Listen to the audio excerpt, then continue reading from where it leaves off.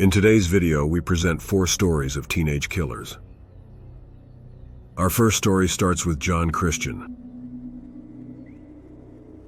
They were known as the GTs, a select group of 8th grade students at Murchison Middle School in Austin, Texas, chosen for an advanced English program. GT stood for gifted and talented, and they truly embodied that description.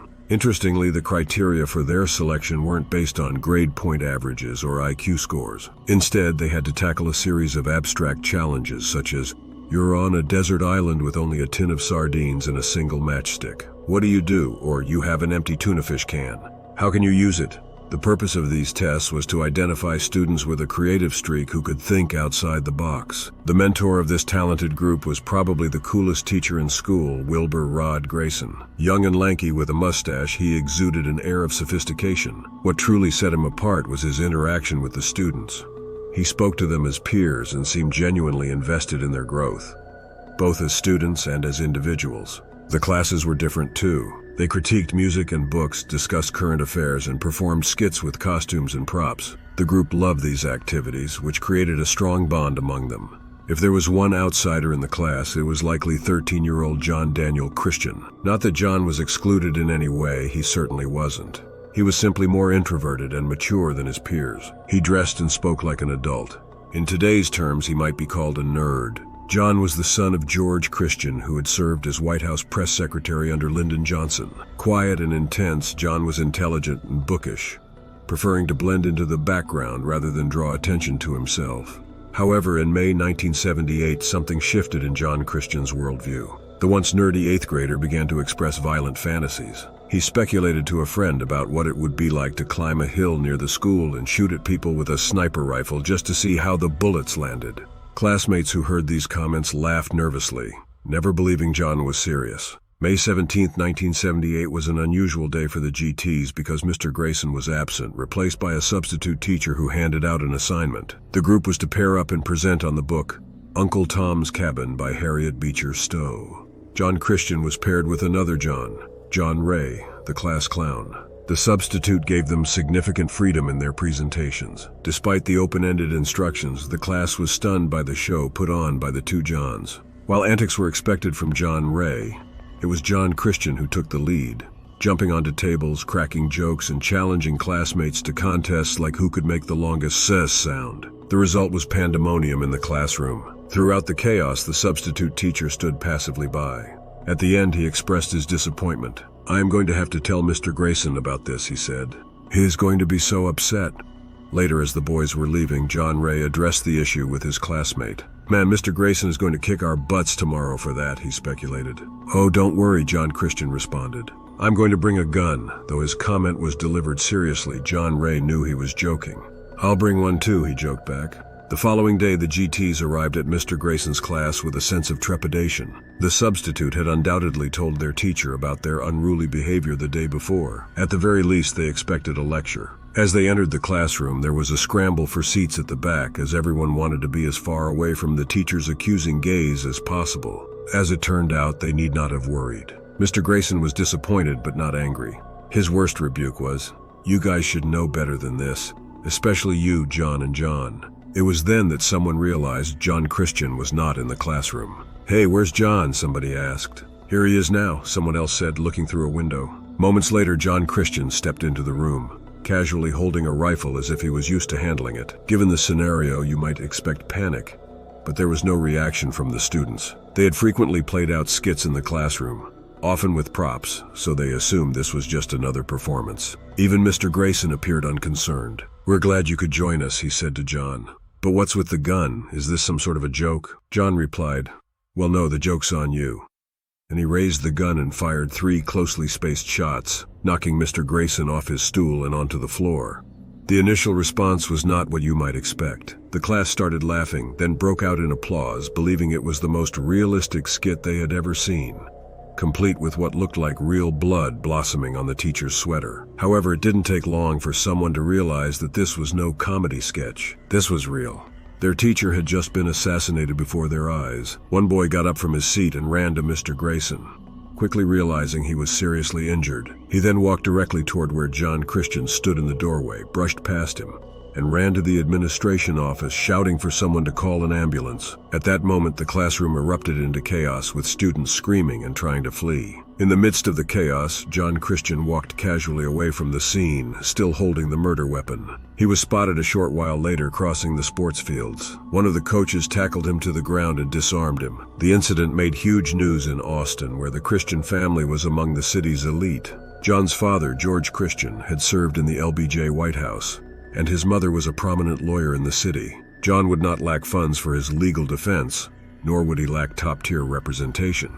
His lawyers argued that this was a clear case of mental incapacity. Psychiatrists who examined John diagnosed him with latent schizophrenia, while the district attorney wanted John confined to a juvenile facility for 5 years. The defense argued that this would be detrimental to his mental health. They advocated for him to be sent to a hospital where he could receive proper treatment. In the end, the defense's argument prevailed.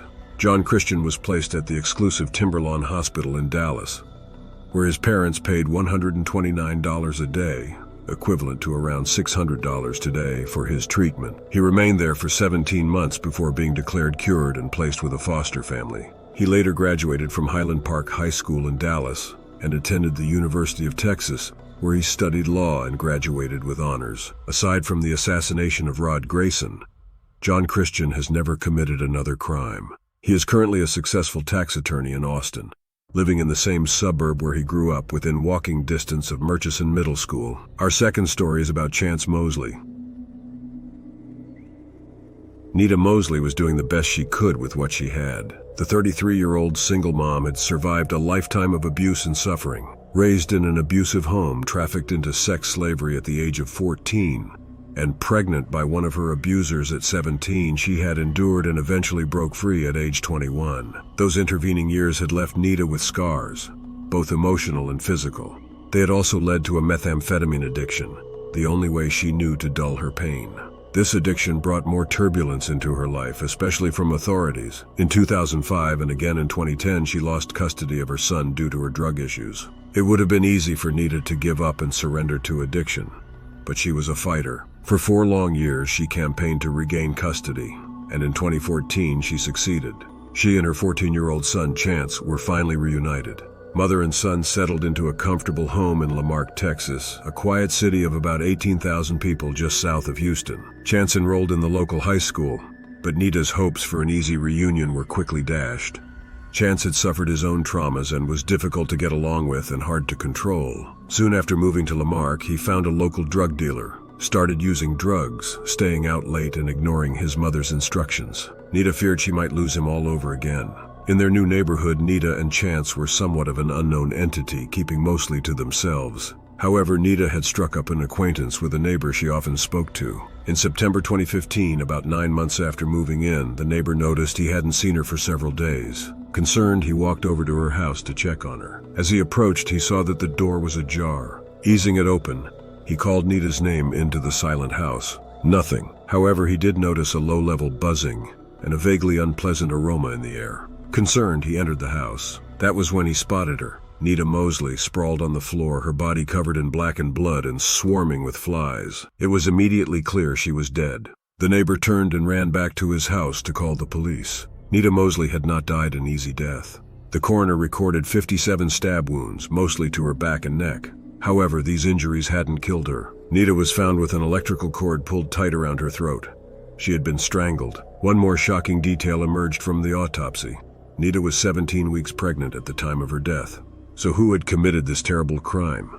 There was one clear suspect. Nita's 14-year-old son, Chance, was missing, along with a car Nita had been borrowing from a friend. According to her family, the boy had been nothing but trouble since reuniting with his mother. He was abusive and sometimes even violent towards her. Finding him became a priority for the police. The task was not difficult. Chance Mosley was apprehended the following day, found sleeping in his mother's car in Houston. Once in custody, Chance wasted little effort denying his actions. Yes, he had killed his mother, he admitted. It had happened after she asked for his help painting a cabinet. An argument ensued, and in a fit of rage, he picked up a knife and started stabbing her. Realizing she was mortally wounded, he used an electrical cord to strangle her, claiming he did it to end her suffering. This was not a premeditated murder, but an explosion of violence with no escape plan. There was no way Chance Mosley could have gotten away with it. After killing his mother and leaving her body bleeding into the carpet, Chance took a shower to clean himself, dressed, and then drove to visit some friends, spending time smoking marijuana with them. He then embarked on a 200-mile road trip to Seguin, on the outskirts of San Antonio, to visit another friend. Finally, he returned to Houston, where he was arrested the following day. Now he faced the serious business of a murder trial, with a judge ruling that he could be tried as an adult. Given his age, he was protected from the death penalty. Still, a very long prison term awaited him if convicted. And conviction seemed a foregone conclusion in this case. Chance had never denied responsibility for his mother's death. He would admit to it on the stand, impassively relating the gory details. This left his defense team with little choice but to try to mitigate the offense in the minds of the jurors.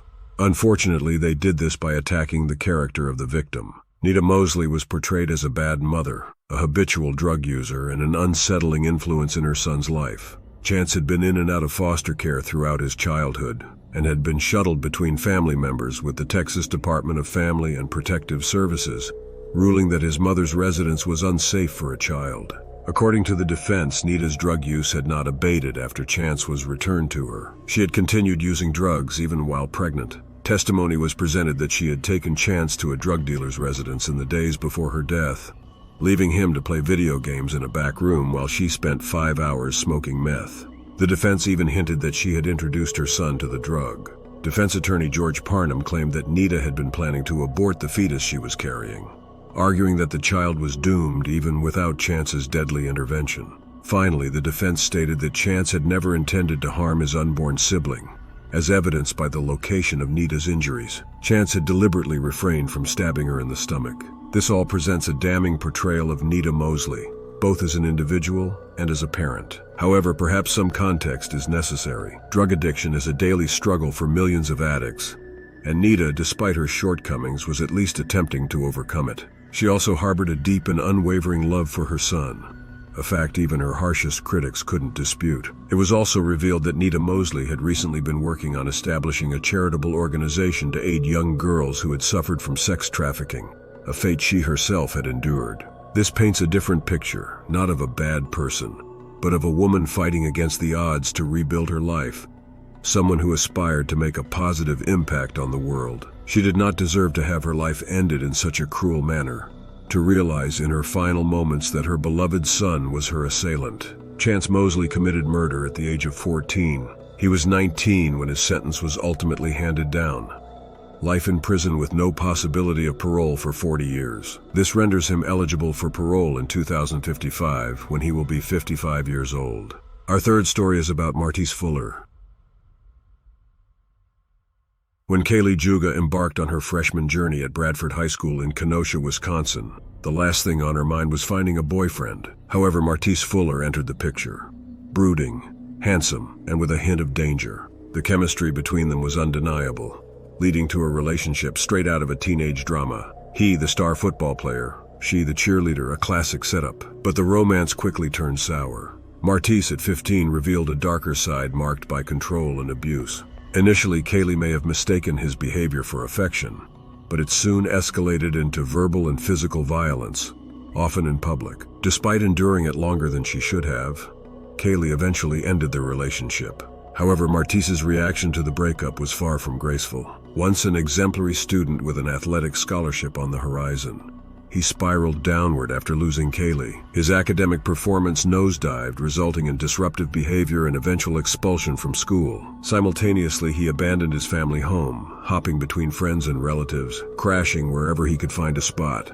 Meanwhile, he relentlessly stalked Kaylee, appearing at her home and workplace, causing her to quit her part-time job out of fear for her safety. And Kaylee's concerns were valid. Martise Fuller was on a downward spiral, teetering dangerously close to the edge. While badgering his ex for reconciliation, he also pressured acquaintances to lend him a firearm. Sadly, someone obliged. May 9, 2019 seemed like any other day in the Juga household. Kaylee attended school and was later picked up by her mother, Stephanie. Upon returning home, Kaylee retreated to her room to listen to music while Stephanie busied herself with household chores. Suddenly, 5 rapid shots echoed from down the hallway, signaling the unthinkable. Stephanie, prioritizing her daughter's safety above all else, dashed towards Kaylee's room. There she encountered Martise Fuller, gun in hand, poised to fire. "Don't shoot," Stephanie pleaded as he aimed the weapon. Her plea fell on deaf ears as Fuller discharged several rounds, leaving Stephanie wounded on the floor.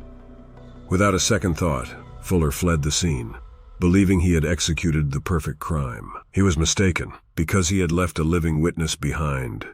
The consequences of Martise Fuller's actions were far from the flawless escape he imagined. Stephanie, though severely wounded, survived, with her wrist bearing the most severe injury. Maneuvering herself into her daughter's room, Stephanie was met with the harrowing sight of Kaylee's lifeless body drenched in blood from the 5 gunshot wounds. Realizing there was no hope for her daughter, Stephanie dialed 911. Meanwhile, Fuller executed his getaway, following a pre-planned route on foot, then switching to a bicycle concealed in a nearby park. Arriving at a relative's house in Racine, he likely believed his plan was foolproof. However, his illusion of success shattered when a squadron of police cars surrounded his location the next day. Handcuffed and read his rights, Fuller faced charges of first-degree murder for Kaylee Juga's death and attempted murder for Stephanie's injuries. In response, Fuller adamantly denied the accusations, despite eyewitness testimony placing him at the crime scene, gun in hand. Throughout the trial, he clung to this defense, with his attorney even suggesting Stephanie Juga had misidentified him due to the trauma of the event. Yet Fuller had a contingency plan in case his denial tactic failed. He reached out to several relatives, urging them to locate and intimidate jurors.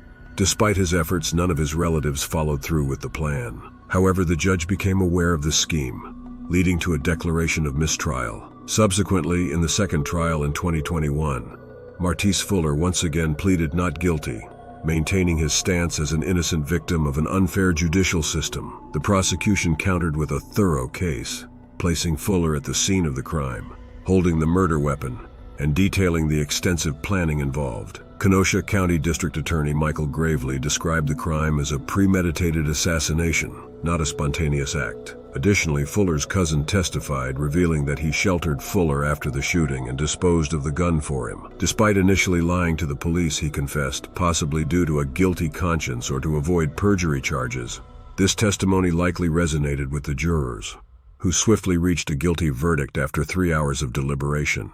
In Wisconsin, a conviction for first-degree intentional homicide mandates a life sentence, though parole remains a possibility. Fuller's defense argued for a reduced sentence, citing his young age at the time of the crime. However, Fuller declined to address the court personally, opting to have a prepared statement read by defense co-counsel Jillian Scheidegger. His written words failed to evoke sympathy, but instead revealed the darkness within him. Despite the evidence presented in court, including Stephanie Juga's emotional testimony and the tragic death of a girl he once professed to love, Martise Fuller attempted to portray himself as the victim. "So I am sorry, despite the hatred that is against me, I still am sorry," his statement read. "But I have to continue to stand innocent because I am. I hope you all can eventually see in your hearts and vision that I am not the person the media has made me out to be."